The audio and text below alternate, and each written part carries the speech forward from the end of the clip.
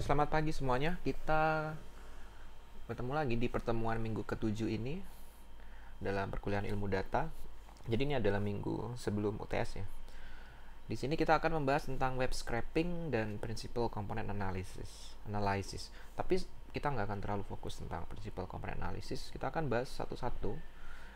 Web scraping itu apa? Ini sangat penting karena kita akan belajar bagaimana caranya mendapatkan data dari internet. Tapi sebelum itu kita akan belajar bagaimana melakukan pembacaan data, menampilkan data. Jadi membaca data dari file. Contohnya filenya mungkin bentuknya bukan CSV karena sebelumnya yang kita pelajari kan membaca data di CSV dan sebagainya. Nah, harapannya setelah materi ini kalian pelajari, kalian bisa mengambil data dari internet secara otomatis tanpa harus seperti di blok area tabelnya kemudian di copy. Ya sebenarnya itu bisa ya, cuma kalau misalnya datanya berubah-ubah terus, ada banyak, mungkin halamannya harus yang kalian buka ada banyak. Kalau kalian melakukan seperti itu, kemungkinan ya mungkin ada sedikit kekeliruan, misalnya meleset, itu bisa terjadi.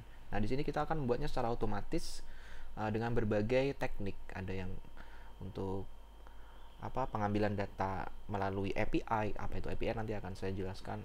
Terus nanti pengambilan data menggunakan uh, pengambilan data untuk web static, di mana web itu tidak ada perubahan. Jadi nanti kita akan juga pelajari. Baik, kita masuk lagi. Di pertemuan ini kalian menggunakan chapter 9. Jadi nanti kalian setelah untuk memulai perkuliahan ini, untuk memahami, kalian copy chapter 9 ini, di copy ya. Letakkan setara dengan notebook yang kalian copy. Maaf, ini notes ini nggak perlu. Jadi letakkan dengan notebook yang kalian copy. Apalagi ya, datanya juga, data aset ini di copy lagi. Mungkin yang sudah mengcopy di copy lagi karena saya nanti akan update ini ya. Datanya ada berapa saya update. Jadi chapter 9 ini kalian copy, data set ini kalian copy dari GitHub saya.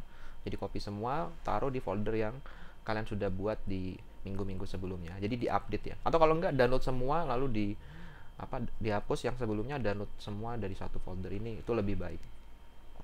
Nah, nanti kalian buka yang bagian chapter 9 ini ya, get data yang 01 basic. Jadi kalian buka. Nah, kita mulai dari sini. Jadi di sini kita akan membahas mengenai apa itu standard in sama std out. Jadi ini istilah di dalam komputer mengenai bagaimana kita melakukan komunikasi data. Jadi bagaimana data itu masuk dan keluar. Ada namanya standard input dan standard output. Standard input itu artinya apa? Semua yang kita ketikkan, semua yang kita gerakkan seperti mouse, webcam, semua itu disebut sebagai standard input. Nah, itu bisa kita akses input itu menggunakan fungsi yang sudah disediakan ya di Python. Nanti saya akan contohkan. Dan ada juga namanya standard output. Bagaimana kita mengeluarkan, menampilkan apa yang sudah kita olah di dalam komputer itu. Jadi setiap komputer itu pasti punya standard input dan standard output. Standard input mungkin contohnya untuk keyboard, kita mengetikkan itu masuk, kita ambil. Atau mungkin kalau lebih contoh yang lebih konkret lagi, seperti kalian waktu di Python, itu kan kalian buat ini di Python, yang di Alpro kalian buat input buka kurung, di situ ada masukkan input dari user, itu sebenarnya juga standard input. Jadi input yang kita masukin. Atau mungkin dari terminal kalian masukkan, itu adalah standard input juga. Jadi kita bisa akses standard input itu. Nah, di sini kita akan mencoba. Jadi nanti kita tidak akan merunning semuanya di notebook ya. Jadi beberapa filenya akan kita buat secara manual di Python. Jadi bukan notebook, nanti akan kita coba. Nah, filenya itu ada di chapter 9. Di dalam chapter 9 itu terdapat ada banyak file ya. Di sini ada file .py, ada juga file .txt, ini data-data yang akan kita baca. Nah, ada 3 file yang akan kita bahas di sini, namanya grep, line count, sama text example. Jadi yang pertama, Python yang di sini, yang isi dari coding ini adalah untuk menghitung jumlah baris dalam suatu teks. Jadi kita diberikan dokumen, kita bisa hitung jumlah barisnya berapa. Lalu ada juga sama untuk ini, untuk seluruh ya, capture all line that contain number. Jadi ini akan mengambil semua baris yang memuat angka. Jadi kalau nggak ada angkanya, itu baris itu di skip. Tapi kalau yang line count itu menghitung semua baris. Kemudian nanti kita akan menghitung apa nih, an example of text that contain two line with number. Ini juga sama, ini adalah teks yang akan kita baca menggunakan grep dan line count. Jadi yang memuat baris yang memuat angka, dan banyaknya itu ada 2 baris. Jadi ada 2 baris yang memuat angka. Nanti kita akan tunjukkan bagaimana penggunaan ini. Jadi kita bisa running dengan input dari user, kemudian kita ambil input itu, dan kemudian input itu kita olah, tampilkan di terminal. Oke, kita buka dulu ya untuk filenya grep. Jadi file grep di sini kita buka. Grep itu apa sih? Kita buka di sini. Jadi ini filenya. Nah, kalau kita lihat file di sini, itu di sini ada ini nama file kita nggak apa. Ini sebenarnya dihapus. Jadi komen ini semua bisa dihapus ya. Jadi ini komen ini hanya menunjukkan ini apa sih gitu. Nah, di sini kita import 2 modul, sistem sama array. Jadi sistem nanti untuk mengakses standar input dari user, dan apalagi array ini adalah untuk melakukan pemilahan data. Jadi datanya nanti kita pilih, oh kalau ada angka di dalam baris ini kita ambil, kalau enggak kita skip gitu. Nah, pertama kita buat sys.rgv ini apa.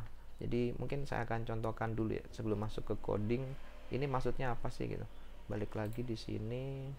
Nah, nanti kita akan running seperti ini ya. Jadi kita akan running type text underscore example.txt, kemudian ada vertikal garis vertikal, kemudian ada nama program Python ya, Python itu sendiri, terus ini di running ya, grepnya ini di running, terus di sini ada pattern yang mau kita tangkap, kemudian kita baru hitung jumlah barisnya ada berapa.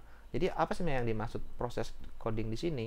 Pertama, kita ingin tampilkan isi dari text underscore example ini menggunakan tab, kita tampilkan isinya semua, kita tampilkan ya. Kemudian menggunakan program Python itu, jadi ini sebenarnya seperti pipa ya. Garis vertikal menunjukkan nanti output dari perintah type spasi text underscore example itu digunakan sebagai input Python spasi grep.py 0 sampai 9 ini. Jadi output membaca semua isi text underscore example.txt ini akan dijadikan input di Python grep.py tanda petik 0 sampai 9. Nah, ini maksudnya apa, Pak? Tanda petik terus ada kurung kotak 0 sampai 9. Artinya saya hanya melakukan pembacaan baris yang memuat angka. Jadi ini sebenarnya adalah pola regular expression ya. Mungkin nggak akan saya jelaskan secara dalam karena itu sebenarnya mata kuliah sendiri ya. Mata kuliah membahas regular expression. Jadi ada banyak pattern-pattern. Misalnya pattern saya ingin mengambil baris ini cuma memuat kata HTTP, atau baris ini hanya memuat nomor telepon dengan 8 digit. Itu bisa kita gunakan pattern pencarian regular expression.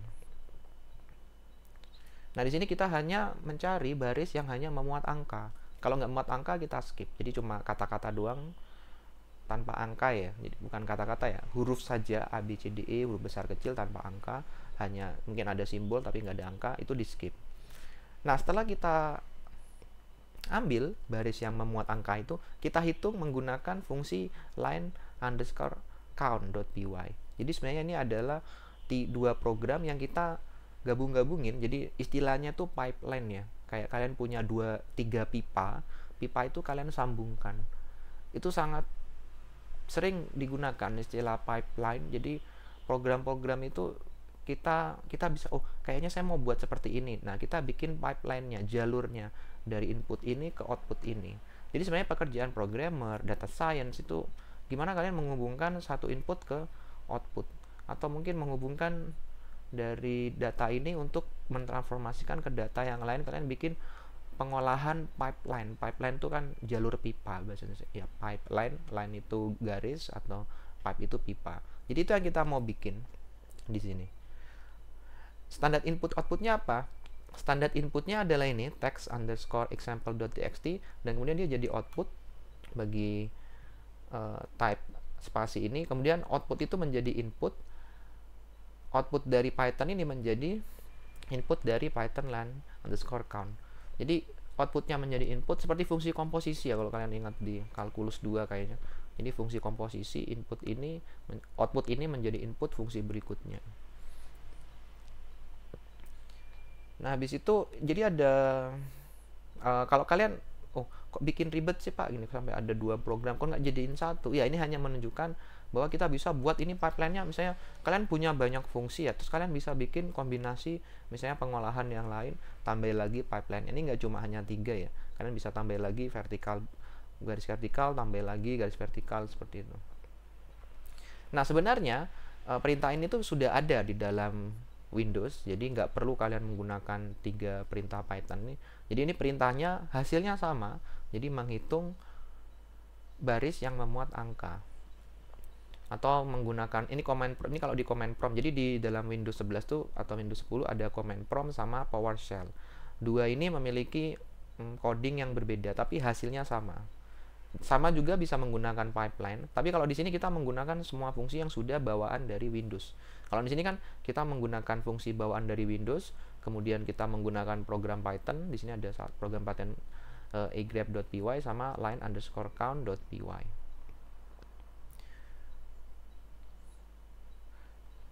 Nah ini bisa kalian coba ya. Jadi kalian cara cobanya gimana? Buka aja terminal ya. Terminal, terus kalian masuk ke folder. Nah kalau di saya foldernya agak dalam, maksudnya di dalam dokumen ya, saya lupa, dokumen job related 024 SI ya, ITK kayak ITK course ya, course, terus data science, data science. Terus habis itu enter dulu, CD, ada apa aja, ada data science lagi nggak, data atau LS dulu ya, saya klik LS. Di situ ada tanggal tahun ajarannya. Nah kemudian saya nggak terlalu hafal foldernya, jadi kalian masuk ke folder di mana folder kalian buat ini ya, buat folder tempat semua folder file-file ini tuh di mana, semua file ini berada di folder mana. Oke, LS. Nah ini saya sudah masuk, saya mau masuk ke chapter 9, jadi kalian CD chapter 9. Nanti kalau di LS kalian keluar semua sama filenya. LS itu list ya, jadi mendaftar semua isi dari folder itu, filenya apa saja. Nah kalian bisa jalankan perintahnya menggunakan, ini saya menggunakan PowerShell ya. Oke, saya besarkan sedikit, saya menggunakan. Nah kalian tinggal ketikkan yang perintah pertama itu, jadi type. Nah kalau punya saya PowerShell-nya sudah saya ubah-ubah ya, jadi dia punya rekomendasi seperti ini. Mungkin nggak tahu, mungkin ada yang beberapa dari kalian yang sudah ada kayak auto complete-nya. Jadi kok punya Pak Henok ada kayak gini ya, di sini ada auto complete-nya. Jadi kalau mungkin kalian ketik type nggak akan keluar. Jadi kalau saya akan keluar history coding yang sudah pernah saya ketik. Ini saya ketik lagi text example.txt, terus pipeline-nya Python. Ini sudah keluar. Nah habis itu kalau saya running, nah itu keluarnya 2.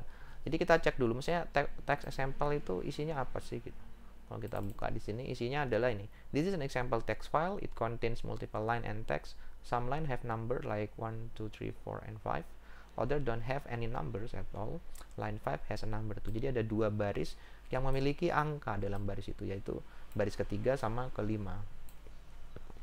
Oke, baik. Jadi akhirnya kita dapatkan angka 2 di sini.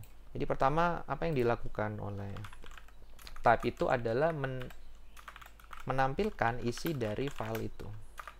Jadi kalau kita cuma menggunakan type text example, itu menampilkan isinya lalu dicetak di dalam PowerShell ini, atau dicetak di konsol ini, di terminal Windows. Nah habis itu ini semua data ini dibaca oleh Python agrep.py ini, dan diambil bagian yang ada angkanya saja. Lalu 2 baris itu yang sudah diambil akan dihitung ada berapa banyak yang sudah dihasilkan, baris yang memuat angka yang sudah dihasilkan oleh Python egrep.py ini. Jadi seperti itu ya. Kalau masih bingung silahkan ditanyakan ke saya, jadi nggak perlu sungkan ya. Pak, malu Pak gitu. Ya bisa di WA, bisa. Oh nggak ada asisten ya. Jadi silakan tanyakan. Saya berharap mahasiswa itu memanfaatkan ya untuk bisa memahami lebih jelas penjelasan ini. Oke, balik lagi saya ke sini. Nah, kalian juga bisa menggunakan perintah ini, tapi saya nggak akan praktekkan yang ini. Jadi kalian bisa coba ini di command prompt. Command prompt itu apa sih Pak? Ketik aja di sini command prompt, itu ada command prompt. Itu berbeda ya sama PowerShell. Kalau PowerShell itu lebih rich, artinya banyak sekali sintak atau fungsi-fungsi yang disediakan. Kalau command prompt hanya terbatas.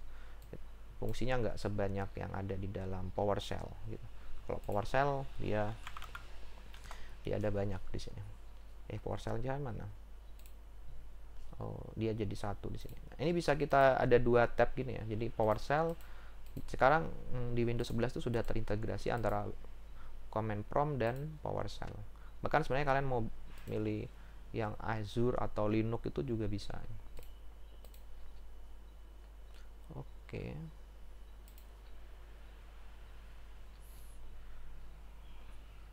Nah, kemudian ada juga perintah lain lagi. Jadi kalian bisa coba di situ ada perintah most common word. Jadi saya sudah bikin program. Oh, mungkin maaf saya jelaskan lagi. Egrep ini isinya apa ya? Jadi untuk paham coding ini, jadi dia menggunakan sysre. Sys ini artinya kita akses sistem, fungsi-fungsi dalam sistem Windows ini. Nah, .argv kurung kotak 1 ini artinya kita nanti ambil. Jadi kalau kalian lihat di sini, kita ambil nilai yang ini ya. Python, ini kita jalankan nih, egrep.py. Maksudnya system.argument v, itu bacanya arg itu argument v. Itu kita mengambil argumen yang pertama. Argumen v yang indeks 0 itu adalah nama filenya.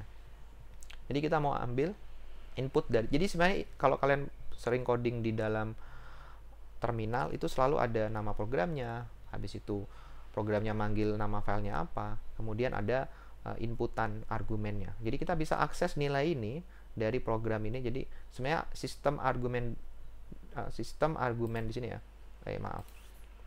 Di argv ini system.argv 1 itu mengambil string ini, string 0 sampai 9. Itu diambil lalu diolah di dalam egrep.py.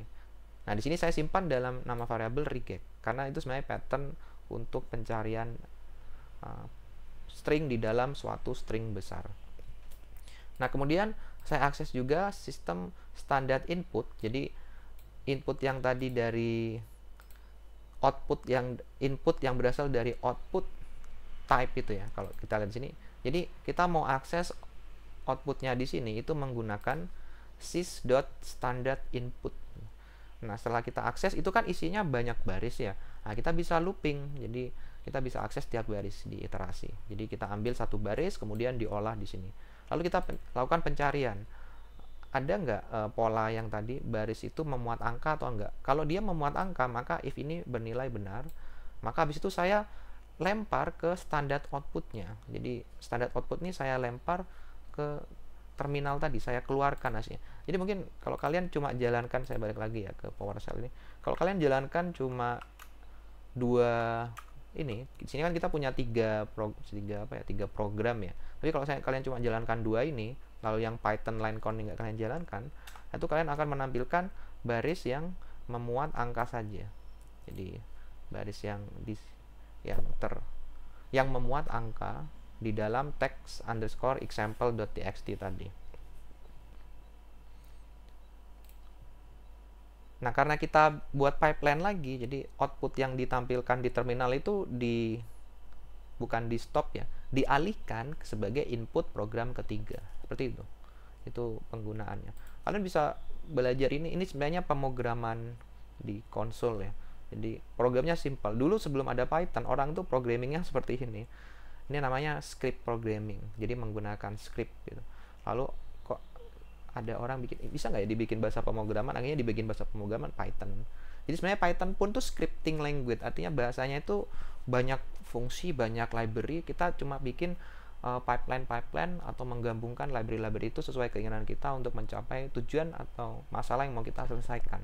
Makanya Python itu mudah dan cepat perkembangannya karena banyak banget library-nya dan setiap orang ngembangin terus fitur-fitur yang dibutuhkan misalnya di data science atau di statistik atau di tempat lain. Baik, saya lanjut lagi. Jadi itu ya. Nah, di sini saya punya program lagi namanya most_commons_word. Jadi akan menghitung most common words atau kata-kata yang paling umum di dalam suatu teks itu apa. Jadi saya punya 2 teks. Mungkin karena saya cuma punya 2 resort. Di sini saya punya ini Quran ya, ini Quran. Jadi ini teks Quran tapi dalam bahasa Inggris. Saya juga punya teks Bible gitu dalam bahasa Inggris. Kita cari kata-kata yang paling umum itu apa. Nanti mungkin kalian bisa pakai agama yang lain ya. Di sini maaf kalau mungkin terlalu salah. Saya nggak bermaksud berbicara agama, cuma ini contohnya dari bukunya itu dia menggunakan Bible ya, tapi saya akan tambahi menggunakan juga Al-Quran, jadi biar adil ya, jadi nggak satu sepihak. Nah, saya nggak nemu yang agama Hindu lagi ya, kalian bisa cari ya, saya cuma buat komparasi aja di sini. Nah, di sini ada teks. Nah, kita pengen cari the most common words-nya itu apa, kata-kata yang paling umum muncul. Nah, mungkin kalau bahasanya beda ya beda. Di sini saya menggunakan 2 bahasa yang sama gitu. Nah, kalau kita lihat di sini, jadi perintahnya sama, kita baca itu data dari teks tadi. Di sini ada web.text. Lalu kita baca, kita tampilkan 10 kata paling banyak yang muncul di dalam teks itu. Jadi kalau saya jalankan, saya mungkin jalankan yang ini. Type bukan yang ini ya. Ini di sini foldernya masih belum. Nah, ini masuk yang di sini. Jadi type web text Python most common words.py 10. Nah, itu akan mendata 10 kata yang paling banyak muncul. Nah, kata the muncul 57.212 kali dalam teks web.txt. Nah, kalau yang teks berikutnya, yang apa tadi saya lupa. Teks di sini Ahmedali, di Ahmedali. Ups, kok nggak bisa? Bentar ya, kayak salah nama saya. Ahmedali, kok nggak mau ya? Bentar, kemarin mau sih. Oh, salah nulis saya. Ahmedali, ini medali. Nah, ini keluarnya mungkin hampir sama kayaknya. Kalau yang tadi WEB, jadi ya keluarnya tetap ada the, and, of, to. Tapi kalau sini in, kemudian you, ada is, they, in, will, who. Jadi di sini ada 7.000, di sini ada 7.000 ya. Jadi ini dia otomatis akan mengurutkan. Nah, isinya kayak apa sih, Pak? Most common word boleh kita lihat ya. Jadi most common word itu isinya apa? Kalian bisa lihat di sini. The most common word itu isinya sama, import sys untuk mengakses input outputnya, kemudian ada collection, counter, lalu kita akses ya, sistem argumen v ini adalah angka 10 ya. Jadi kalian bisa ganti-ganti di sini. Misalnya saya mau mencetak 100 kata paling banyak muncul, 100 kata pertama paling banyak muncul ya. 100 kata pertama paling banyak muncul itu bisa 20, 5, 1 bisa. Jadi kalian tinggal ganti integer di sini. Nah, itu kita baca, karena itu masih string formatnya, saya harus ubah ke dalam integer, simpan sebagai number of word.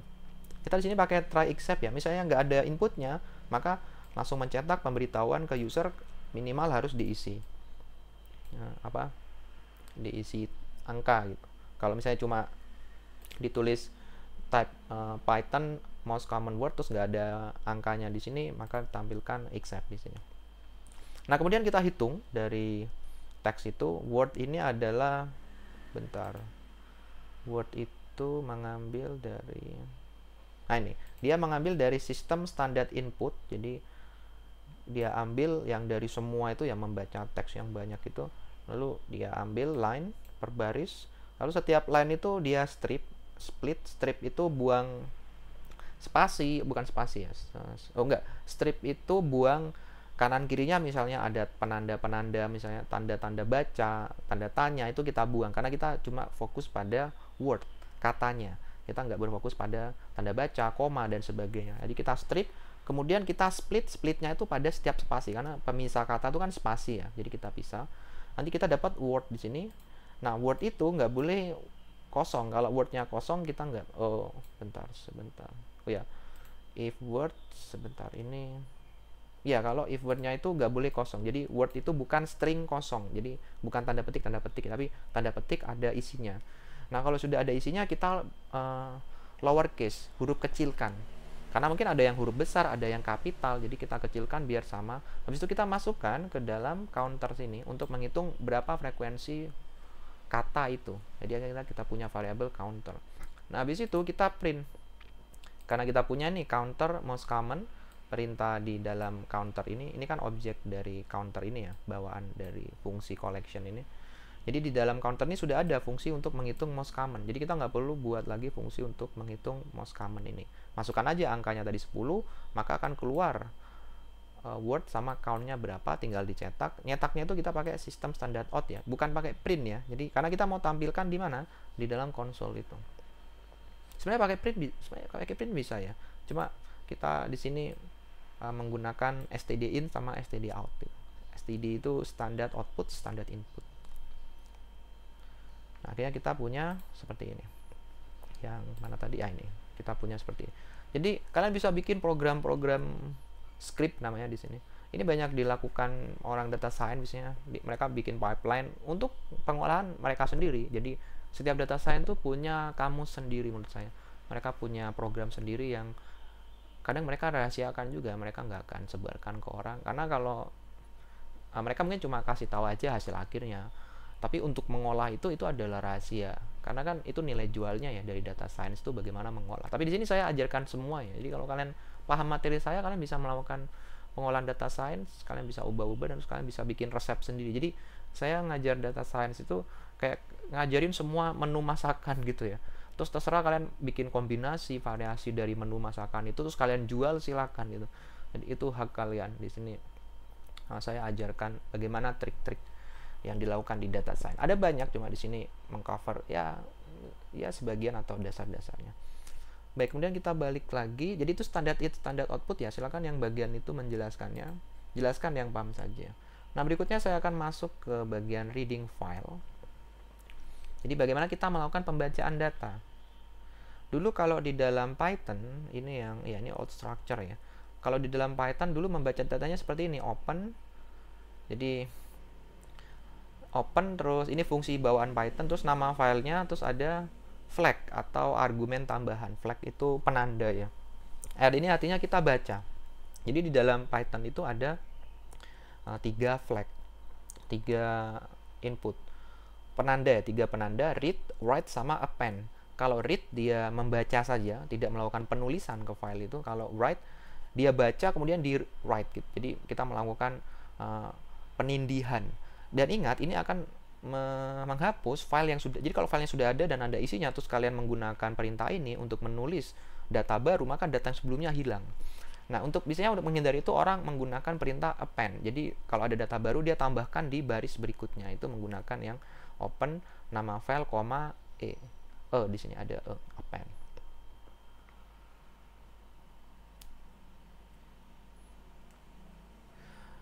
Nah, habis itu ingat, ini yang pembacaan lama. Jadi old structure ya, kalau struktur cara membaca file yang lama itu kita baca kemudian di close.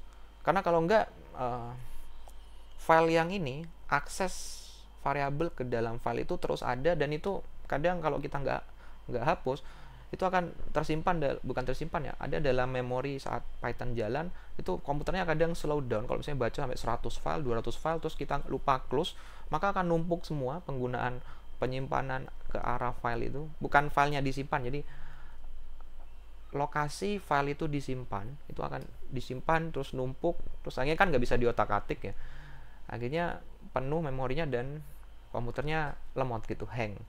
Nah biasanya struktur yang baru tuh lebih simpel, jadi kadang kan kita lupa ya untuk melakukan perintah close itu. Jadi sekarang kalau mau membaca file tuh tinggal with open terus nama file s ini pointernya. Jadi ini f itu sebenarnya variabel ini ya, file for appending. Jadi open file name ini dinyatakan sebagai variabel f. Nah habis itu kita olah f ini dengan fungsi terserah, misalnya kalian mau mengolah ini menjadi teks apa, lalu dapat data baru. Nah di dalam perintah with ini sudah ada close-nya, jadi otomatis, supaya kadang programmer lupa, oh saya lupa menaruh close gitu. Jadi akhirnya dibuat struktur yang baru menggunakan with spasi open. Nah ini contohnya menghitung jumlah baris yang dimulai dengan hashtag. Jadi saya punya input.txt, jadi ini sudah tutup dulu ya yang sebelumnya. Saya punya input.txt, input, nah ini input.txt. Jadi ini adalah teks yang memuat beberapa 13 baris. Ada baris yang ada hashtagnya, tanda pagar ya, ada yang tidak ada. Nah kita mau hitung yang diawali dengan hashtag, diawali atau mengandung ya, sebentar, memuat count number of date. Oh ya, yang diawali it started by hashtag, yang diawali oleh hashtag. Caranya gimana? Start with hash. Jadi ini untuk penghitungnya, jadi counternya ada berapa baris yang sudah kita hitung. Lalu kita gunakan perintah yang tadi ya, with open, nama filenya. Nama file ini ini adalah ini istilahnya file pointer ya, jadi variabel yang mengarahkan ke lokasi file yang kita baca.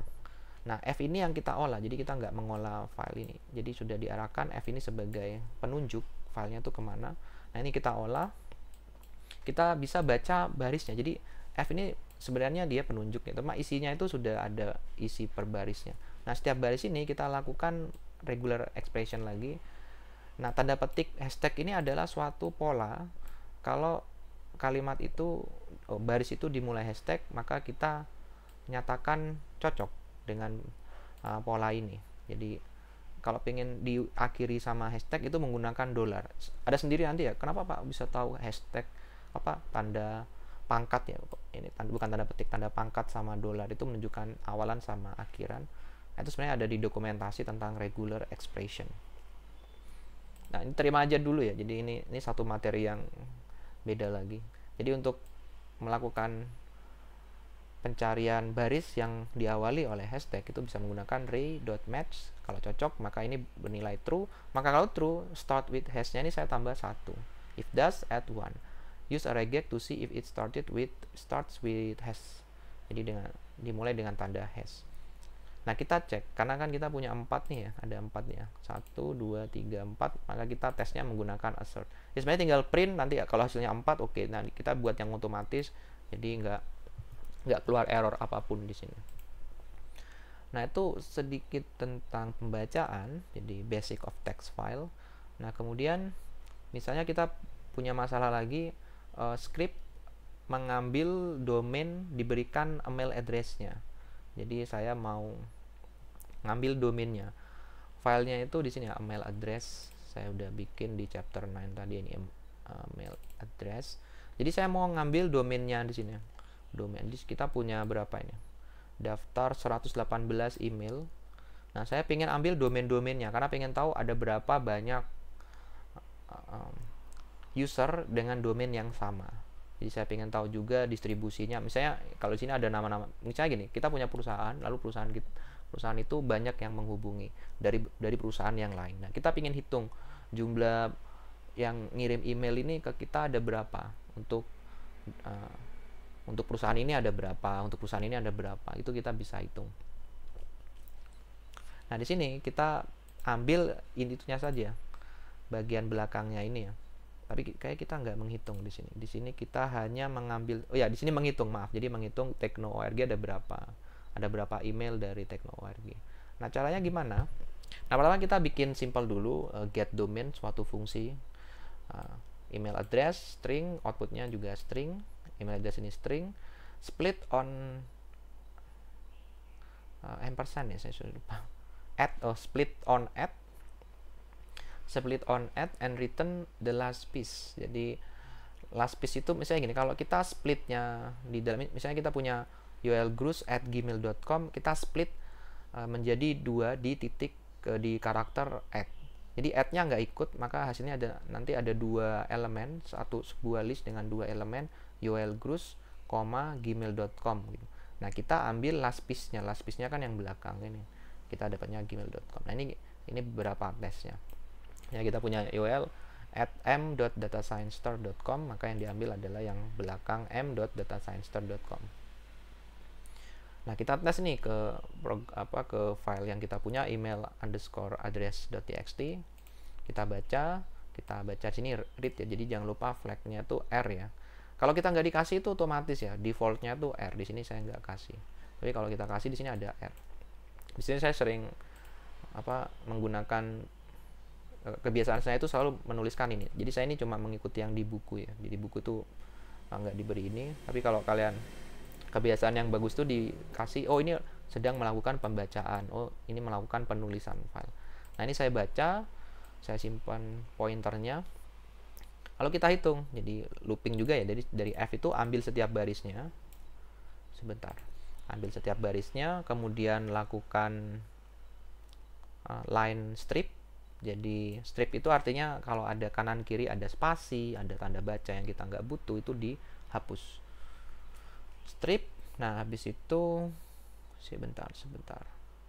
Oh enggak, kita pertama baca line dulu ya. Kita cek apakah baris itu memuat email address. Caranya ngeceknya gimana? Pakai add. Ya mungkin bisa jadi ada simbol add lagi yang ternyata bukan email address. Ya bisa, tapi harapannya datanya sudah bersih ya gitu. Nah, di sini line-nya tuh harus memuat add. Jadi kalau nggak ada add, maka kita skip. Nah, habis itu setelah line ini memuat add, baru kita line.strip, buang beberapa. Kalau misalnya di kanan kiri ada spasi, kita buang. Lalu kita jalankan fungsi getDomain untuk mendapatkan domain counts-nya. Jadi kita outputnya ini nanti dihitung ya pakai counter ini. Di sini pakai list comprehension, maka ini sebenarnya outputnya list ya.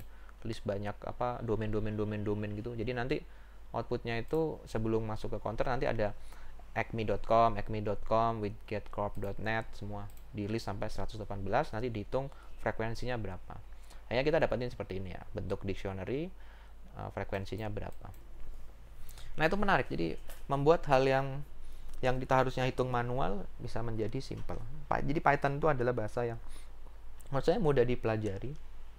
Jadi dia mudah dipelajari, tapi untuk bisa mahir itu lama. Beda sama seperti C atau C++, dia susah mempelajarinya ya. Tapi setelah kalian paham, untuk mastering itu nggak terlalu susah. Jadi setiap bahasa pemrograman punya kelebihan dan kekurangan. Nah, bagaimana kalau filenya itu memiliki format khusus? Ini yang sering kita temui ya, namanya delimited files. Jadi setiap filenya itu bentuknya tabel, terus pemisahnya itu misalnya titik koma gitu.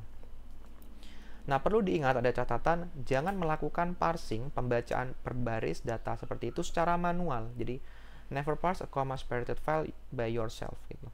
Jadi gunakan library, karena pasti ada hal yang kalian pasti lupa scanningnya, jadi lupa aturannya untuk membaca format seperti ini. Jadi istilahnya you will screw up the edge case. Nanti akan kita tunjukkan ya kalau kita parsing manual sama menggunakan library. Nah, di sini kita punya data stroke price. Jadi ini adalah fungsi. Jadi ini fungsi yang ketika sudah dibaca datanya sudah dipisah-pisah. Jadi nanti datanya itu di sini ada ya, tab delimited stroke price. Jadi kalian bisa buka.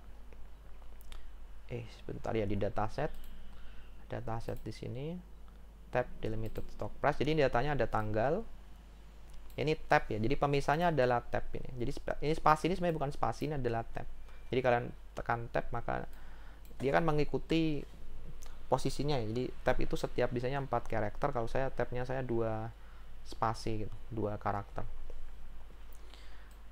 Nah, ini dipisahkan satu tab semua. Nah, kita akan ambil datanya, jadi setiap baris kita akan pisah tanggal sendiri, terus nama sahamnya sendiri, sama nilai saham close-nya yaitu berapa. Jadi ini adalah fungsi dummy ya, proses ini misalnya kalian bisa ganti dengan fungsi yang lain, silakan. Nah, habis itu kita baca file itu. Jadi nama filenya tsv, formatnya tab separated file itu ya tsv lah, atau csv itu kan comma separated file, tsv itu tab separated file. Nah di sini saya gunakan nama modulnya itu csv.reader. Jadi secara baiknya itu kalau kalian membaca data itu gunakan library, jangan baca manual. Ya kalian baca manual bisa per baris, pakai with open, nanti f-nya di scan per baris gitu bisa. Cuma kadang kalian bisa screw up itu gagal atau malah datanya nggak yang kalian inginkan. Nah kalian baca tab reader ini langsung hasilnya ya satu file itu semua baris, nanti kalian akses per barisnya baru kalian olah. Jadi baris ini itu memuat banyak kolom ya. Jadi kolom pertama itu tanggal, kolom kedua itu simbol, kolom ketiga karena dia angka dan ini masih formatnya string, kalian harus ubah ke dalam angka. Terus kemudian kalian bisa proses itu ke dalam. Ini cuma dummy function ya. Sebenarnya ini mungkin fungsi menghitung prediksi saham itu. Jadi ini hanya gambaran saja.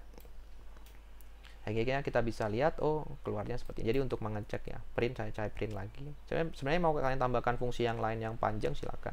Tapi sini hanya mendemokan garis besarnya. Detailnya kan itu terserah kalian mau bikin proses seperti apa. Tapi di sini saya hanya fokus ke pembacaan writing, reading dari file itu. Jadi kita lihat sama ya hasilnya. Ini sudah bisa kita baca dan tampilkan di dalam notebook ini.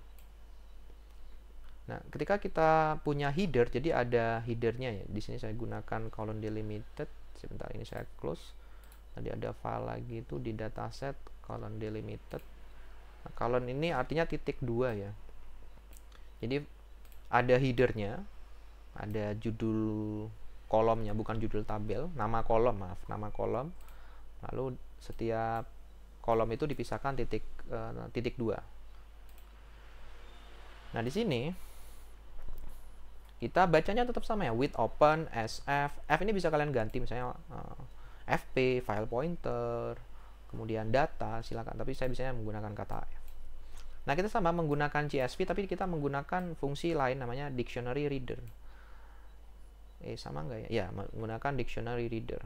Jadi nanti outputnya itu formatnya dictionary. Kalau yang tadi kan outputnya formatnya multi line ya. Jadi banyak baris, misalnya barisnya ada 5, maka outputnya ada 5 gitu. F delimiter, dan delimiter ini adalah pemisah. Jadi sebenarnya fungsi ini bisa umum ya. Kalau misalnya Pak pemisahnya itu titik koma, ya tinggal ganti aja nih titik 2-nya jadi titik koma. Pak pemisahnya itu dash, garis minus itu tanda minus. Nah, itu ya sudah pakai.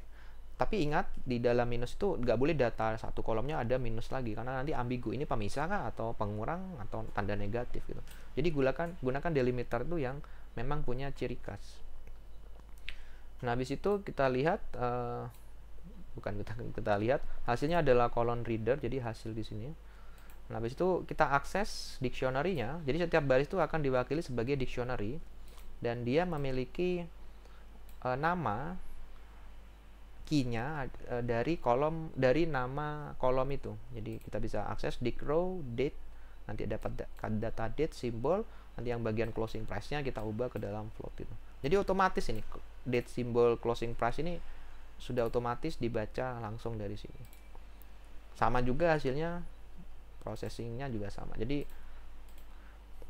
kalian harus menggunakan modul ya, karena nanti kemungkinan pembacanya bisa salah. Nah, penulisannya bagaimana? Kalau menulis data, jadi kalian punya data, menghitung di Jupyter Notebook, kemudian pengen tulis dalam bentuk CSV, sama, tinggal diganti di sini nanti W ya, gitu. Kita buat datanya di sini, datanya 2 dimensi ya. Jadi nanti ini akan saya taruh dalam satu baris. Ini baris kedua, baris ketiga, keempat itu. Result ini saya print. Caranya gimana? With open dulu, tapi di sini flag-nya read, kemudian F. Lalu kita akses per baris ya. Result ini kita akses per baris. Jadi for row in results, kita akses per baris. Kemudian kita join string row, ini maksudnya apa? Nanti sebentar, join map string row. Ya, setiap baris ini saya mau ubah ke dalam string. Ini kan sudah string ya. Bisa jadi mungkin ada angka di sini, saya harus ubah ke dalam string. Jadi kita nggak bisa nuliskan file itu kalau nggak menggunakan string. Jadi harus kita ubah string baru kita tuliskan. Nah, ini perintah join, artinya nanti ini jadi in string, karena ini sudah string, tidak ada perubahan. Kemudian kita join dengan titik koma. Nanti kita punya tes 1, success, Monday, kayak gitu.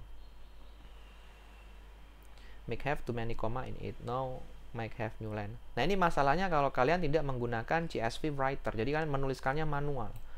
Nah, nanti yang jadi masalah adalah ketika ada data yang di dalamnya ada koma. Jadi bingung, ini koma pemisah kah atau koma delimiternya, seperti itu. Nanti yang terjadi kalau kalian lihat di sini batch CSV text itu outputnya ada di bab 9 batch CSV text, itu akhirnya bingung, ini koma ini ada di sini ada 2, yang di sini ada 3 gitu. Karena sebenarnya ini koma ini adalah satu kesatuan dari kolom 2 yang di sini, data di kolom kedua. Nah, untuk menghindari itu kita gunakan yang nanti kalau kita lihat ya, ini sudah saya cetak juga sih. Kita gunakan CSV Writer. Jadi F dipanggil, delimiternya koma, new line-nya itu new line-nya string kosong. Lalu baru kita panggil satu-satu tiap baris, terus kemudian ditulis CSV underscore writer. Jadi ini variabel yang kita buat untuk menggantikan CSV.writer ini. Terus kita panggil fungsi write row, jadi tuliskan per baris, kemudian masukkan string di dalam barisnya. Sehingga akan, kalau kita lihat, ada tambahan tanda petik. Jadi secara otomatis tanda petik ini akan ditambahkan. Nah, bayangkan kalau kita harus bikin sendiri, kita harus bikin suatu mekanisme untuk mengecek bahwa di dalam sini tuh ada koma. Kalau ada koma, saya harus tambahkan tanda petik. Oke, itu bisa kita lakukan. Tapi misalnya di sini ada koma terus ada tanda petik 2, kita harus menggunakan sini tanda petik 1. Bingung lagi kan. Jadi gitu. Jadi ada banyak kebingungan seperti itu. Misalnya nanti oke, ini tanda petik 2, ada koma, mungkin saya tanda petik 1. Kalau di dalam ada tanda petik 1 lagi, tanda petik 2 dan koma, bagaimana? Kita menggunakan apa? Jadi bingung kan, mau menggunakan tanda petik koma atau tanda petik tanda petik 1 atau 2, seperti itu. Jadi gunakan CSV Writer kalau ingin menuliskan file itu. Jadi kalau kita cek di sini, kita lihat sudah ada kejelasan, ini berarti satu kesatuan ya, ada tanda petik di sini. Nah, saya nggak akan lanjutkan ke scraping web sini ya, saya akan lanjut ke notebook berikutnya. Kalau kalian mau pelajari silakan ya, di sini ya. Ada ini yang dari buku. Terus sebentar. Oke, mungkin sedikit di sini, tapi langsung aja ya, mungkin biar tidak. Kalau kalian mau lihat ini teorinya scraping web yang akan kita pelajari bagian ketiga itu using API dulu. Jadi apa sih API itu nanti akan kita pelajari. Nah, saya akan langsung lanjutkan ya. Setelah sini yang bagian ketiga itu API YouTube. Jadi kita akan ambil data komen di YouTube. Jadi kalian buka itu yang di chapter 9 get data to gitu. Nah, ini tutorial ini tuh menggunakan namanya YouTube Data API. API itu apa sih, Pak? API itu kepanjangannya Application Programming Interface. Jadi seperti ini. Data itu kan disimpan di server ya, dalam bentuk database. Saya nggak tahu kalian ngambil mata kuliah database, basis data. Ada ya, jadi dari kan ada yang ngambil basis data kan. Nah, gimana kita bisa ngasih akses data itu ke user, bukan admin ya, bukan yang punya. Jadi orang-orang yang pengen memanfaatkan data itu. Cuma aman, artinya apa? Bayangin kalau kalian punya akses ke data itu kan, kalian bisa aja mengakses data-data yang sebenarnya nggak mau diekspos ke masyarakat gitu. Jadi gimana kita bikin suatu interface, suatu lapisan antara user dengan database kita. Nah, itu orang membuat namanya API, Application Programming Interface. Jadi untuk mengakses data itu mereka buat semacam set of rule, beberapa aturan. Jadi untuk mengambil data ini aturannya gini. Di luar aturan itu kalian nggak bisa ngapa-ngapain gitu. Nah, itulah. Dan itu lebih cepat ya daripada kita ngambil data di internet dengan kopas, di blog, terus di copy ke Excel. Jadi si penyedia web itu menyediakan backdoor, istilahnya pintu belakang ya, menggunakan API untuk mengakses langsung ke data tanpa membuka webnya ini, web dia itu nggak perlu, jadi lewat belakang. Nah, itu yang kita lakukan, kita nggak perlu buka YouTube, kita langsung masuk lewat jalur khusus namanya API. Nah, tapi jalur itu dibatasi, nggak bisa kita masuk terus kita bisa akses semua datanya, impossible. Yang ada yang bisa kalau kita bayar ya gitu. Jadi kita lakukan, kita hanya akses data yang diberikan hak akses ke kita. Tutorial ini tuh saya ngambil dari internet ya. Jadi tinggal klik di sini ada YouTube Data API dari Hernandez 2021 sama Fadeli 2022. Terus saya gabungkan, saya jadi ini. Nah, untuk bisa menjalankan notebook ini kalian harus menginstal Google API Client. Jadi nanti kalian tinggal di buka terminal, view, atau pakai di sini aja ya, di mana di PowerShell. Pastikan ini sudah base ya. Jadi base di sini juga base environment. Jadi sebenarnya untuk memastikan kalian menginstal modul Python-nya itu di dalam environment kalian. Kalau ini belum base, kalian install pip gitu, maka dia bukan menginstal di environment kalian. Dia menginstal secara general seluruh sistem Windows itu. Nah, masukkan sini, nanti kalian tinggal ketik pip install Google API gitu. Google API Client ya. API Client. Nah, kalau punya saya, bukan API Client, maaf. Google API Python Client, ini yang bawah sini ya. Jadi import ini tuh bisa dijalankan Google API Python Client. Jadi Google API ini Python Client. Nah, punya saya sudah saya install ya. Nanti kalian tinggal jalankan aja. Nah, habis itu bagaimana cara mengaksesnya, Pak? Bisa YouTube API itu. Caranya kalian login menggunakan Google account ITK ya. Jadi login, kemudian masuk credential page. Nanti halamannya seperti ini. Credential page. Nanti kalian klik create project di sini. Create project, diklik. Nah, habis itu kalian akan tampil halaman seperti ini, namanya new project. Ganti nama project-nya test YouTube API. Habis itu kalian klik create. Nanti akan muncul tampilan seperti ini, API and Services. Ada halaman namanya Credential. Nah, halaman Credential ini kalian klik di Create Credential ini, yang plus ini, kalian pilih API Key. Kalian klik API Key di sini, maka nanti akan keluar API-nya. Jadi API ini adalah angka yang unik khusus untuk user yang mengakses data itu. Nah, di sini saya tutupi ya karena ini private, jadi nanti di sini ada angka-angka sama kombinasi huruf gitu. Kalian copy di sini. Nah, setelah itu kalian buat file namanya credential main youtube.json gitu. Nanti diisi seperti ini isinya ya, kurung kurawal, tanda petik 2, API underscore key, titik 2. Nanti angka ini di sini, API key-nya, kunci API-nya, tambahkan di sini. Jangan lupa tanda petiknya ya. Di sini ada tanda petiknya, nanti buat di sini. Lalu disimpan. Jadi ini adalah kunci kalian, sebenarnya bukan passwordnya, tapi itu adalah kunci unik untuk setiap user yang mengakses data. Jadi bisa tahu pengaksesnya ini siapa. Kalian nggak akan bisa akses kalau nggak punya ini. Nah, habis itu kalian balik lagi ke halaman ini. Jadi setelah ini selesai, kalian close ya, balik sini. Kalian klik Enable API and Services di yang sebelah kiri itu, Enable APIs and Services. Nah, habis itu kalian muncul seperti ini kan. Kemudian select plus enable apps and services. Yang di sini diklik enable apps and, karena masih belum ada apps sama service yang kalian gunakan ya. Kemudian nanti akan muncul halaman banyak service yang disediakan. Kalau mungkin tertarik silahkan pelajari satu-satu ya. Untuk Gmail semua tuh bisa kita akses data-datanya. Nah, kalian ambil YouTube Data API versi 3 gitu. Yang ini. Kalian klik yang sebelah sini. Atau mungkin yang analitik terserah. Ini saya contohkan satu aja ya, karena banyak banget Google itu API-nya. Nah, habis itu kalau sudah, kalian nanti klik enable. Saya lupa satu gambar di sini. Nanti diklik ini ada tombol enable, nanti diklik. Nah, setelah itu selesai, kalian sudah ready untuk mengakses YouTube API. Jadi kalian lewat belakang. Nah, di sini kalian nanti jalankan ini ya. Sel ini. Jadi sel ini akan membaca API kalian lalu disimpan ke dalam variabel namanya developer key. API key-nya saya sama kalian tuh berbeda ya. Jadi setiap user tuh memiliki API key yang berbeda. Habis itu ini service sama versi yang kita gunakan. Kita jalankan aja ini semua ya. Jadi ini untuk buat namanya objek API client. Terus kita masukkan developer key-nya di sini. Jadi ini sudah otomatis, kalian nggak perlu edit-edit. Jadi yang perlu kalian yang perlu buat hanya file credential YouTube JSON ini yang kalian buat diisi dengan API key kalian. Nah, habis itu kita lakukan request. Request itu meminta apa yang kita minta, data apa. Nah, di sini saya meminta data video yang memuat kata kunci data science. Jadi ini sebenarnya yang kita lakukan di sini requestnya adalah kita mau melakukan, kalau kalian ngetik di YouTube tuh kan ada search box itu ya, kotak pencarian. Nah, kita masukkan di sini data science. Tapi di sini saya masukkannya lewat API. Jadi lewat pintu belakang gitu. Sebenarnya bukan pintu belakang banget sih gitu. Jadi ada jalur khusus, kalian nggak perlu buka YouTube-nya, kalian lewat jalur API.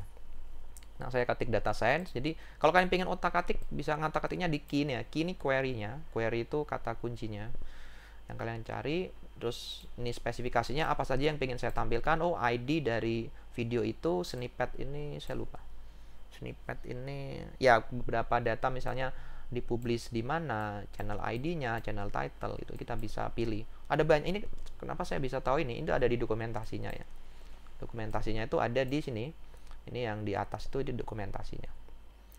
Jadi kalau kalian pengen tahu apa aja sih fungsinya, itu lihat dokumentasinya.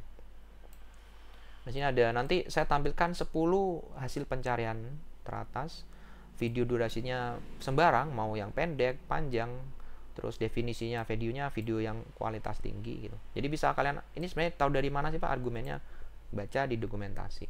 Nah, setelah semua kalian bikin request body-nya, lakukan eksekusi, artinya kirim request itu ke server. Nanti kita dapat respon ini. Jadi saya dapat 10 video. Kita dapat ID-nya, publish pada tanggal berapa, channel ID-nya. Kan ada video itu kan ada channelnya nih. Kita dapetin juga channelnya. Di sini ada title videonya, Elon Musk love at idea of getting PhD and explain how actually be useful. Saya nggak tahu kenapa ini termasuk data science. Mungkin ada komennya atau keywordnya yang terkait data science. Terus ada apalagi data science internship program, why become data scientist, Edureka. Ini dari channel Edureka, ini channel titlenya. Yang ini inspire greatness. Ini ada 10 outputnya. Jadi kita bisa dapatkan data video yang sesuai dengan pencarian kita. Nah, kita bisa lakukan langsung, misalnya saya mau akses ini otomatis video ini apa, itu bisa. Nah, yang saya mau tunjukkan lagi adalah bagaimana mendapatkan komen. Di sini misalnya kalian tertarik ya, sebelum terjadi pemilihan presiden tuh kalian bikin estimasi kecenderungan pemilih itu akan memilih siapa, kan bisa dilihat ya dari komentar itu. Mungkin ya komentar YouTube itu kan pasti banyak yang nonton debat capres tuh, kita pengen lihat. Tapi di sini saya nggak akan hitung sampai dapat sentimen analisisnya ya. Jadi sentimen itu artinya dia positif atau negatif, atau mendukung atau tidak mendukung terhadap pasangan calon ini. Nah, di sini ini videonya, kalian masukkan videonya ini dari internet ya. Kemudian saya pengen dapetin video ID, jadi kayak saya split di sama dengan untuk mengambil video ID-nya di sini. Sama kayak yang di atas, cuma di sini fungsinya ada comment threads. Jadi cuma mengambil komennya, lalu di list, di data semua. Saya pengen ambil 100 komen dari video ini. Nah, di sini ada video ID, ini video ID ini ya, video ID yang dari sini. Jadi variabel ini mengambil dari sini. Kemudian saya ingin mengambil top level comment, jadi diurut dari atas, lalu di display. Terus ordernya itu berdasarkan relevansi, artinya yang masih relevan atau misalnya yang relevan dengan YouTube video itu. Ini bisa kita ganti, misalnya diurut berdasarkan waktu, berdasarkan jumlah yang like, itu bisa. Maksimum resultnya 100. Ini bisa 1000 bisa. Kemudian jalankan, kalian dapat di sini. Nanti ada ini komennya, terus ada tag. Ini yang saya print hanya teksnya ya. Jadi kalian bisa dapatkan di sini teksnya. Closing statement yang luar biasa, Abah terima kasih gitu, semoga Allah hadir memimpin ya, banyak terima kasih KPU gitu. Ada Anies juga di sini, jadi yang pendukung Anies saya nggak terlalu mengkampanyekan ya, jadi di sini ada yang Anies, ada Amin ya, mungkin banyak yang kata Anies, Amin gitu ya, mungkin top komennya gitu. Saya nggak nemu yang lain, coba saya fullin ya. Kalian bisa langsung melihat di sini, kalian nggak perlu scroll, bahkan kalian bisa lakukan olah data sebenarnya dari sini. Nanti ada Prabowo Gibran, ada Ganjar, ada nggak komennya, susah sih nyari. Nah, itu bisa kalian cari Ctrl F gitu ya. Tapi kalian bisa kumpulin semua, bahkan emoticonnya juga, emojinya juga bisa di print gitu. Jadi canggih sih ini program yang bawaan YouTube API ini. Nah, jadi itu untuk YouTube API. Silakan didemokan nanti ketika presentasi. Jadi silakan ditunjukkan bagaimana caranya. Nah, selanjutnya saya mau akan menunjukkan web scraping Mobile Legends Hero. Jadi ini adalah materi terakhirnya. Jadi kalian nanti yang bagian keempat ini, kalian buka yang di sini ada 2 scraping Mobile Legends single hero. Kalian buka yang scraping Mobile Legends Hero. Ya, benar ya? Iya benar, scraping Mobile Legends Hero. Nanti kita ingin melihat jumlah hero tiap tahunnya gitu. Jadi ini yang akan kita gambar tanpa kita lakukan tabelnya tuh di blok terus di copy masukkan Excel, enggak. Kita cukup menjalankan coding ini. Jadi misalnya berubah lagi ya sudah, dia langsung datanya nambah, ya sudah tinggal jalankan notebook ini, kita nggak perlu blok lagi, tambahkan lagi gitu. Tinggal klik langsung berubah lagi tabelnya. Nah ini penting, misalnya kalian bikin website yang bergantung dengan website orang lain gitu. Jadi kalian websitenya nggak perlu coding lagi, tinggal update selesai. Ya update-nya ya coding ya, cuma nggak terlalu manual. Ini sebenarnya lebih ke arts ya, lebih ke seni, nggak data scraping ini nggak ada panduan umumnya, hanya fungsi ini digunakan untuk apa, coding ini digunakan untuk apa. Sisanya tuh resep kalian. Ya kayak orang masak lah, data scraping itu. Kalian diberi bahan-bahan ingredients-nya, menu apa ya? Ingredients itu apa bahasa Indonesia? Ya itulah apa komposisi bahannya untuk memasak menu itu. Nah, terserah kalian mau bikin menu kayak apa, nasi goreng pakai apa gitu. Nah, di sini kita butuh 4 ini ya, modul ini di NumPy, Beautiful Soup, Request sama Matplotlib. Jadi silakan diinstal. Beautiful Soup installnya langsung sebentar. Beautiful Soup itu di saya kok lupa ini. Web scraping PCA. Ini saya close yang di assignment 2. Oh ya, masih ada assignment saya akan buat minggu depan.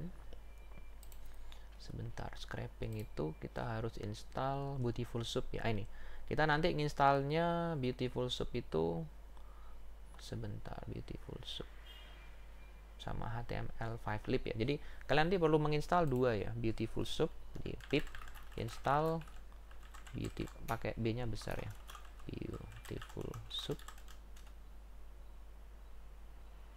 Ups, error, kenapa ini? Oh no, BS4, biasanya BS4 sih. BS4 ya, saya lupa. Ya, BS4 ya, jadi bukan Beautiful Soup, BS4. Nanti HTML5libnya juga itu untuk parsing datanya. Parsing itu mendeteksi ini data HTML atau bukan data HTML atau enggak ya, untuk mengetahui struktur data HTML-nya itu. Misalnya kalian mau masuk ke bagian tabelnya, bagian apa paragrafnya itu. Nanti di-install juga HTML5 library. Nah, setelah itu ini saya buka lagi yang bagian 1 karena saya lupa ini ya instalasinya. Nah, kalian ini saya close aja ya, atau jangan, ini balik lagi yang 2 balik lagi, Mobile Legend ya, maaf, scraping Mobile Legend. Nah, kalian jalankan ini semuanya. Ini cuma untuk plotting. Nah, saya jalankan di sini ya, filenya yang dari fandom.com. Wiki Fandom itu suatu halaman website yang menyediakan informasi terkait entertain, game, musik, apapun lah yang terkait entertain itu disediakan di fandom, Wiki Fandom. Nah, ini fandomnya untuk yang gamer Mobile Legend. Nah, tinggal jalankan. Nah, di sini saya tampilkan 20.000 output. Sebenarnya outputnya banyak ya. Outputnya itu saya cuma tampilkan 20.000 output. Kalau kalian tampilkan semua ya Pak bisa sih, nanti akan kepotong di sini. Tapi datanya nggak kepotong, ini cuma tampilannya ada. Jadi ini hasil HTML yang dibaca dari halaman ini. Jadi kalau di running ini akan keluar ya hasilnya. Nah, habis itu saya pengen ini websitenya yang kita akses tadi. Sebenarnya kan kita bisa ngakses website ini tinggal di copy, masukkan Excel, selesai. Cuma kita pengen sedikit lebih apa ya, programming lah gitu. Jadi kita nggak melakukan itu menggunakan mouse, jadi menggunakan code dari Python. Kalau dibilang ya kayak gabut sih gitu. Tapi sebenarnya ini kalau kalian tahu, misalkan punya 200 halaman dan tabelnya tuh formatnya sama, kalian nggak perlu buka 200 halaman itu di blok copy ya sudah, kalian lakukan looping 200 kali. Nah, ini contoh saja, makanya sebenarnya contoh ini pakai manual bisa, cuma nanti kalau misalnya repetitif berulang-ulang halamannya sama cuma mungkin tabelnya beda, kalian bisa gunakan teknik scraping ini. Nah, kita mau ekstrak ini dulu ya, we will extract the information in this header. Jadi icon, hero, semua ini kita nggak ngekstrak yang paragraf di sini dan beberapa menu atau gambar ini, kita nggak ekstrak ya, kita hanya ekstrak hero itu namanya apa gitu. Nah, kita harus paham dulu, kalau kalian pengen tahu itu harus diklik kanan atau tekan huruf F12, klik kanan, di situ ada inspect element ya, ada inspect element. view source ya, bukan inspect element.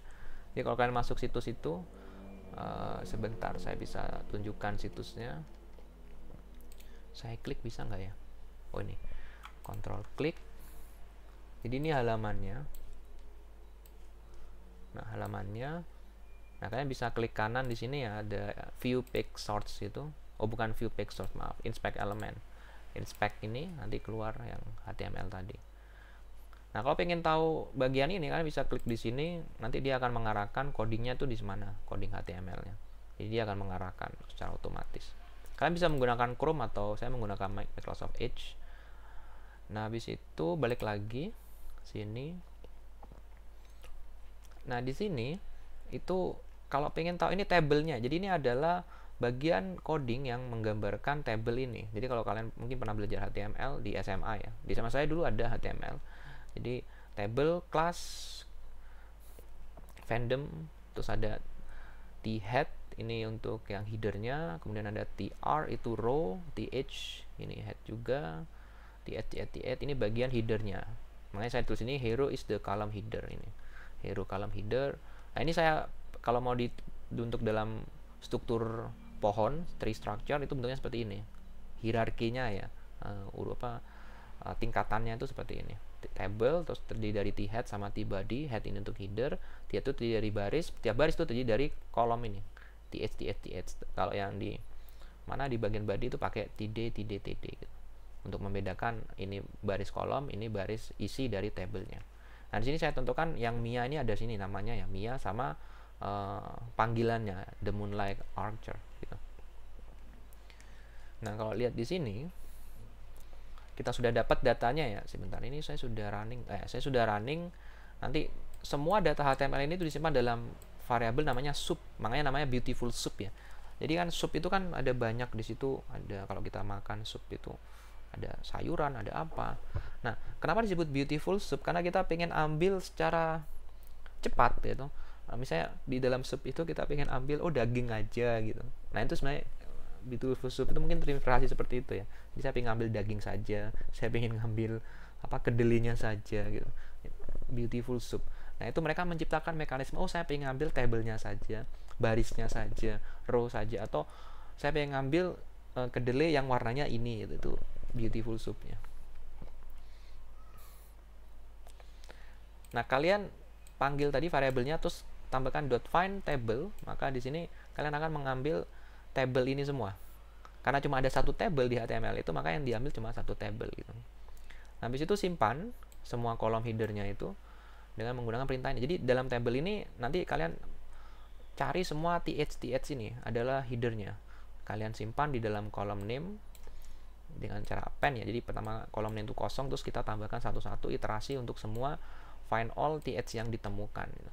Kemudian kalau dicetak kalian dapat ini headernya, icon, hero, hero order. Nah, itu sama kan dengan yang di sini ya, icon, hero, hero order, roles, speciality, line recommendation dan seterusnya. Sama ada release year. Jadi kita akan gunakan yang release year sama jumlah hero-nya untuk, jadi jumlah hero di tahun itu berapa gitu. Jadi kita hanya gunakan release year saja datanya. Oke, kita dapat header, kita kumpulin nih semua row-nya kan, row yang dari hero-nya ya. Kita cari di dalam table itu tadi tr, karena baris kalau kita lihat polanya di sini kan baris yang body itu ada di tr sini. Nah, tapi ternyata di t-head juga ada tr Pak ya. Ini akan ditemukan juga, maka nanti kita harus skip bagian yang tr untuk header. Gitu. Makanya di sini bentar. Nah, makanya di sini setelah kita nemukan, kita cari td. Nah, di sini kan untuk yang tr-nya untuk header itu nggak ada td, adanya th. Makanya kita hanya menemukan yang bagian punya yang di bagian bawah headernya. Jadi find semua td, kemudian all td1 text strip. Jadi saya lupa ini all td, find td. We know that name is the second column. Ya, kita ambil yang bagian namanya gitu. Jadi nama itu kan ada di kolom kedua. Kalau kita lihat di sini kan ini hero name itu ada di, kalau kita balik ke websitenya itu hero ini kan, ini namanya ada di sini ya beserta panggilannya. Habis itu saya butuh release year itu ada di kolom 9. makanya sini 8 karena Python indeksnya dari 0. Yang nama saya split komanya karena saya nggak butuh nama panggilannya, terus ambil bagian yang awal, name. Kemudian tambahkan row-nya, akhirnya kita dapat seperti ini ya, dictionary row name Maya rilisnya 2016, Balmond rilisnya segini. Jadi otomatis semua udah dibikin dalam dictionary. Nah, habis itu ada masalah nih tapi di sini. Contohnya kayak kalau kita lihat di sini kan ada yang nggak ada nama hero-nya, nggak ada tanggal rilisnya gitu. Jadi kalau kalian lihat, saya buka lagi di text editor ya, ada beberapa masalah dalam data itu. Jadi kalau kalian lihat di bawah ada yang nggak ada hero-nya tapi ternyata juga nggak ada release year-nya. Nah, itu adalah baris terakhir ya. Kalau kalian ke bawah dari ini ya, kalian ke bawah itu, nah ini ada hero kosong ini, TBA. Jadi mungkin yang akan rilis di tahun berikutnya gitu. Nah, itu kan kita nggak butuh nih karena kita nggak ada datanya di sini. Terus ini juga Novaria Arlot itu nggak dirilis. Oh, ini saya tahun lalu ya. Dulu tahun lalu ini nggak ada, 2003 ini nggak ada Novalia sama Arlot itu dia belum ada apa tahunnya, tahun 2023, tapi sekarang udah 2024. Jadi Novaria Arlot ini dulu nggak ada tahunnya di sini. Nah, itu saya harus bikin pengecualian. Nah, tapi di sini kan sudah rilis nih, jadi nggak perlu. Tapi saya pengen ngebuang, jadi yang di sini saya perlu ngebuang yang nggak ada. Nah, di sini saya cuma pengen ngambil ini aja ya, tahunnya, terus habis itu dihitung frekuensi tahunnya, karena kita pengen tahu tahun itu ada berapa hero yang rilis, seperti itu. Karena kita mau bikin histogram, nggak terlalu susah, ini hanya mencontohkan saja. Saya kalian mau memproses lebih rumit silakan, karena yang tujuan utamanya bagian ini menjelaskan pengumpulan data.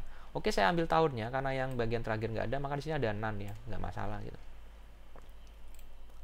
Jadi ini sebenarnya adalah proteksi ketika hero-nya itu belum tahu rilisnya kapan, maka akan di skip ya.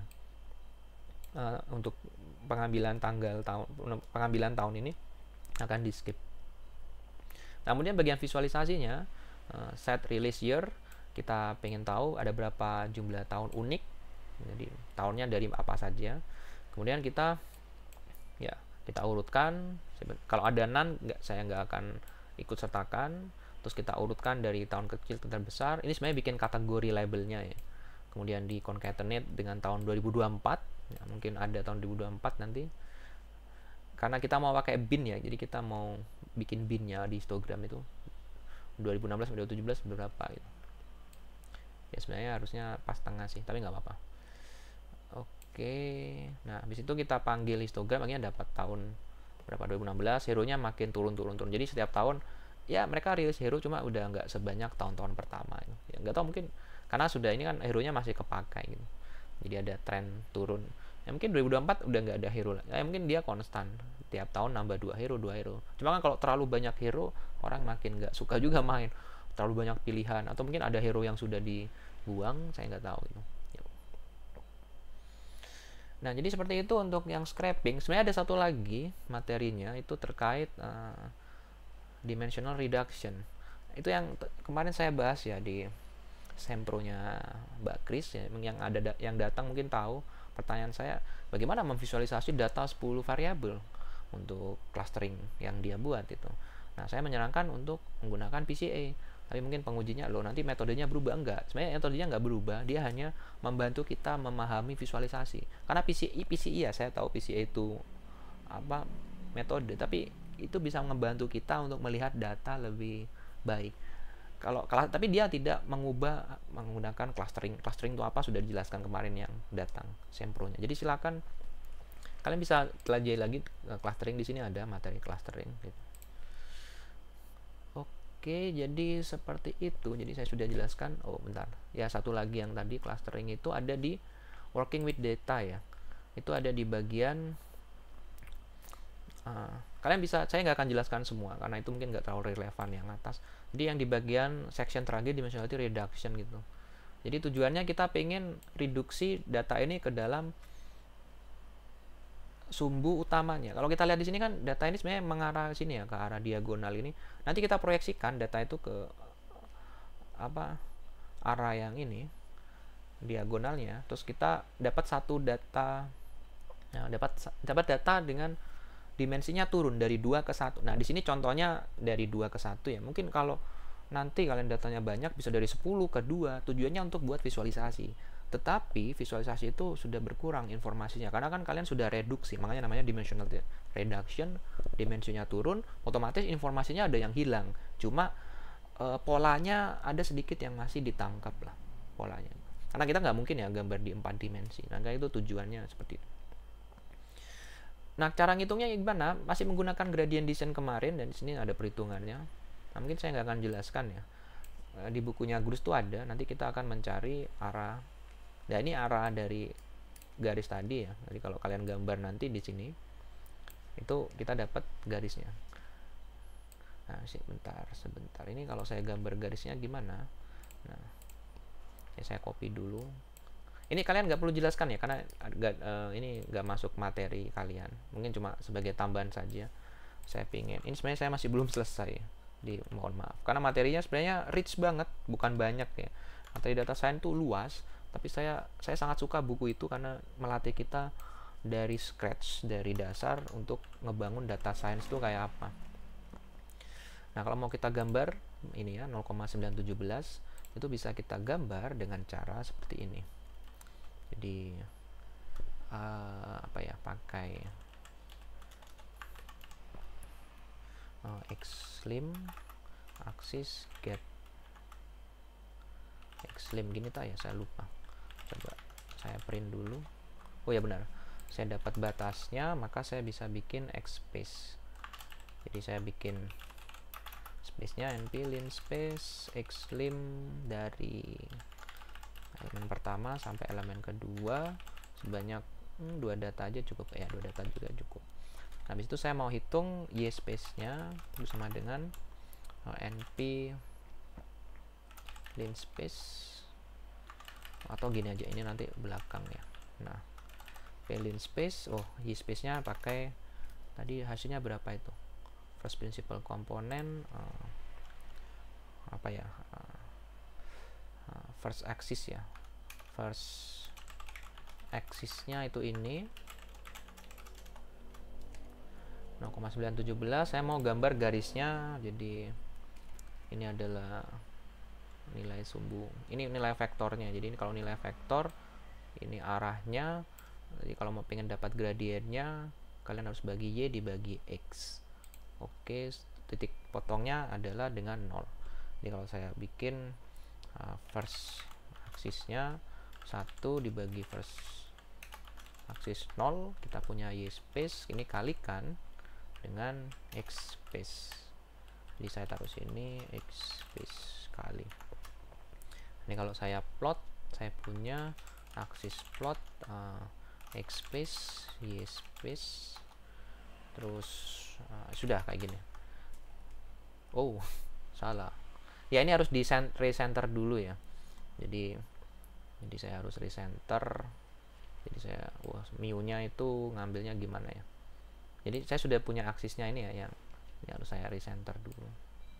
Karena datanya belum dari datanya itu nggak center di 00 ya. Jadi datanya sebenarnya harus di center dulu. Nah, sebenarnya yang harus saya plot itu adalah data yang y. Jadi y semua datanya ya, titik 2 0, y titik 2 1. Oh, nggak bisa. List in this must be integer or slice. List in this y itu apa? Jadi y itu yang sudah center ya datanya terhadap rata-rata. Oh, benar kan y-nya? Y saya butuh yang 0.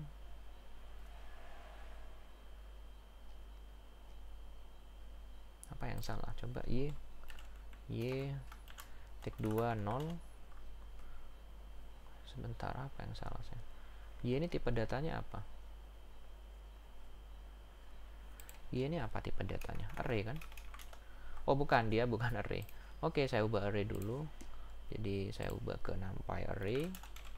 Karena nggak bisa indexing langsung gitu ya, harus pakai looping nanti. Ini juga numpy array. Nah, kalau kita lihat, itu sudah lurus kayak.